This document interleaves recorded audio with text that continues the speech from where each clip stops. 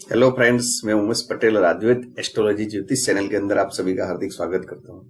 आज हम बात करेंगे षोडश वर्ग कुंडली के डिविजनल चार्ट के बारे में।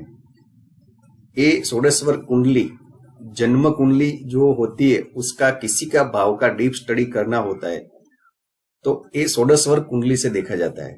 उसमें 16 प्रकार के डिविजनल चार्ट होते हैं और किसी भी भाव का सूक्ष्म अध्ययन करने के लिए वो डिविजनल चार्ट यूज होता है।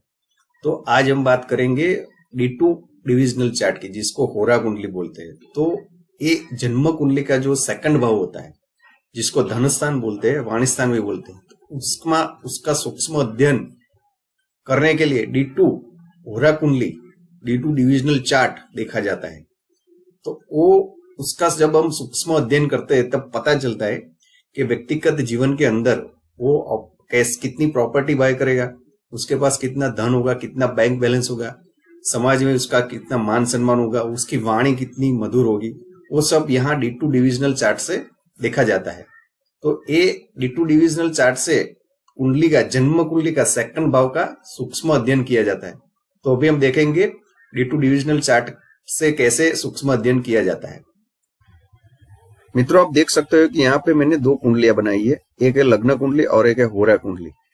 तो ये लग्न कुंडली का सेकंड भाव है, जिसको लक्ष्मी स्थान धन स्थान बोलते हैं। उसका सूक्ष्म अध्ययन करना है तो उसकी होरा कुंडली देखी जाती है, जिसको डिविजनल चार्ट के अंदर D2 चार्ट भी बोला जाता है। अभी इसकी खासियत ये है कि ये इसका सूक्ष्म जब अध्ययन करते हैं तो होरा कुंडली के अंदर दो ही राशि के अंदर सब ग्रहों का प्लेसमेंट होता है। एक है कर्क राशि और दूसरा है सिंह राशि। तो लग्न भाव में जो राशि आती है उसको लग्न राशि बोलते हैं। तो यहाँ पे सिंह राशि लग्न राशि है। तो अभी हम स्टेप बाय स्टेप जानेंगे कि इसका ग्रहों का प्लेसमेंट जो राशि में होता है तो उसका व्यक्तिगत जीवन पर कैसा असर होता है। तो अभी हम सिंह राशि से स्टार्ट करते हैं। यदि लग्न भाव में 5 या अधिक ग्रह हो तो ऐसा आदमी स्वस्थ, मेहनती, परोपकारी होता है और स्वाभिमानी होता है। दूसरा नियम, सिंह लग्न में पुरुष ग्रह हो, यानी सूर्य, मंगल, बृहस्पति, राहु, केतु, तो ऐसा आदमी व्यक्ति भाग्यशाली होता है, शून्य में से सर्जन करने वाला होता है और अमीर भी बनता है। और देखा गया है कि 36 साल के बाद उसका भाग्योदय होता है और अपनी कड़ी मेहनत से वो पैसा कमाता है। नेक्स्ट नियम, लग्नेश और धनेश की युति, यानी जन्म कुंडली जो होती है उसमें लग्नेश हुआ यहाँ शनिदेव, यहाँ धनेश हुआ बृहस्पति देव, और दोनों की युति यहाँ पे सिंह लग्न में हो तो वो बेहतर जिंदगी जीता है, अपनी बुद्धि से पैसा कमाता है और समाज के अंदर मान सम्मान उनको मिलता है, और 36 साल के बाद उनको बहुत अच्छी संपत्ति मिलते है।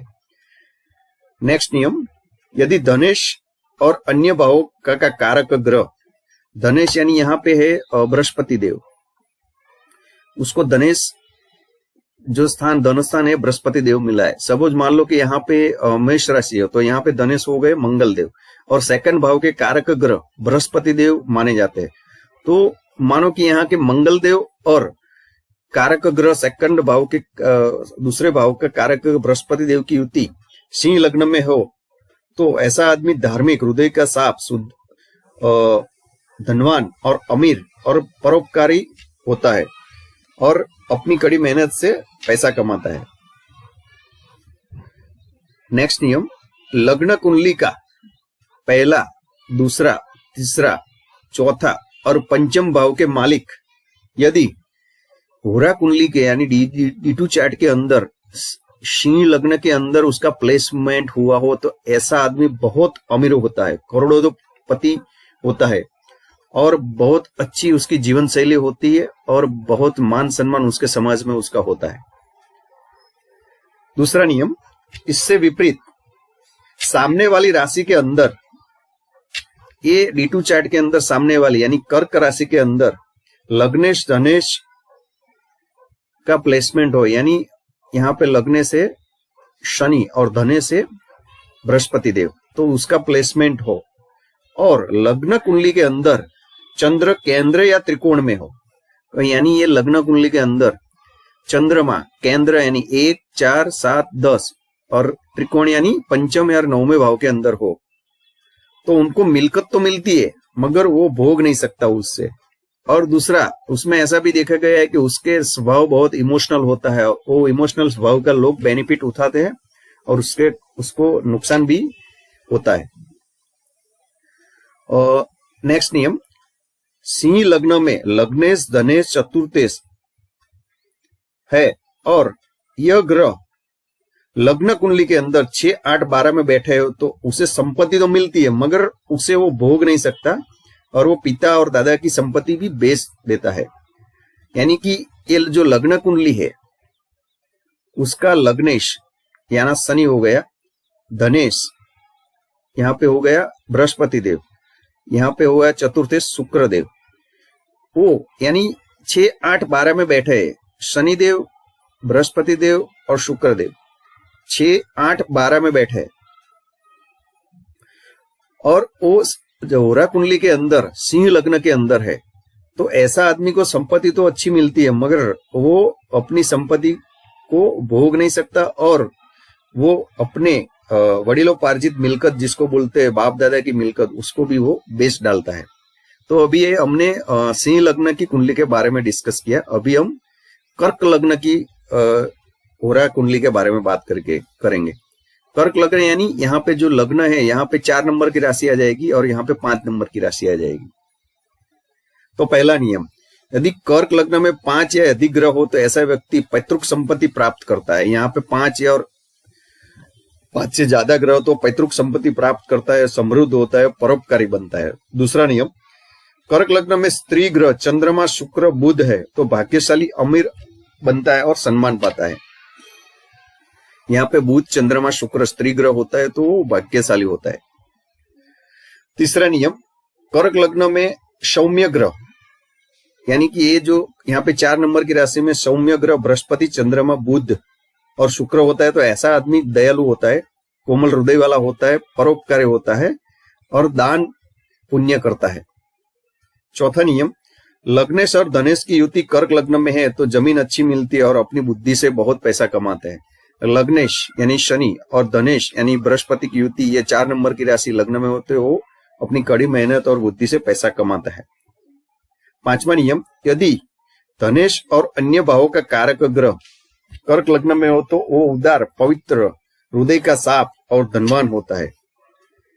धनेश यहाँ पे बृहस्पति है, मान लो कि यहाँ पे मेष राशि है तो मेष राशि यानी मंगल देव उसका धनेश हो गया तो कारक ग्रह दूसरे धनस्थान का बृहस्पति देव है तो बृहस्पति और मंगल देव की युति यहाँ पे होती है कर्क लग्न में तो वो हृदय का साफ और पवित्र होता है और उदार होता है और धनवान होता है।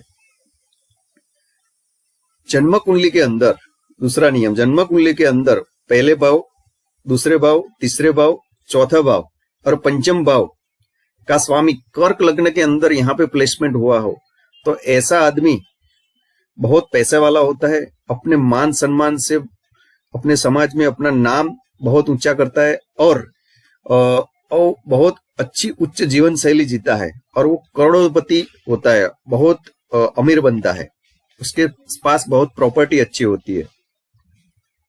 अभी इससे विपरीत सिंह लग्न में सामने वाली राशि यहाँ कर्क लग्न होता है, यहाँ पे सिंह लग्न है, सिंह राशि आएगी।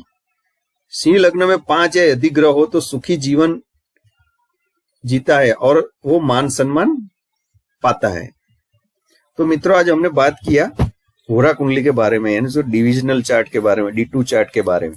तो कुंडली जन्म कुंडली के दूसरे भाव धनस्थान का डीप स्टडी कैसे किया जाता है और उसका बेनिफिट क्या है। आभार। तो ये वीडियो आपको मैं आशा रखता हूं कि अच्छा लगा होगा। जो D2 डिविजनल चार्ट से सेकंड भाव का सूक्ष्म अध्ययन कैसे किया जाता है वो मैंने अभी बताया। तो वीडियो आपको अच्छा लगा है तो उसको लाइक करना, शेयर करना और सब्सक्राइब करना। आभार।